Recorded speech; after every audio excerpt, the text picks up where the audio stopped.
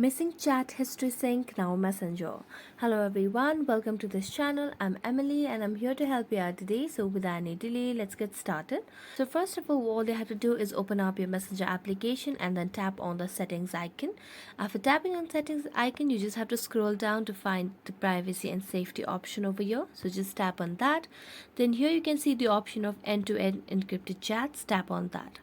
After that, tap on security alerts and then select manage security alerts.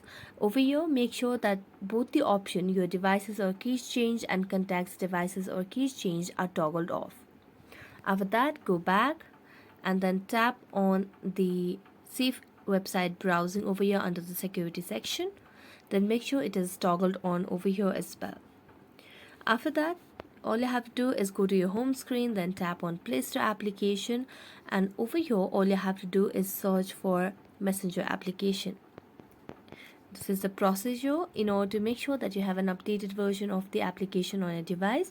So as you can see, I have the open option, so it means that my app is updated to its latest version.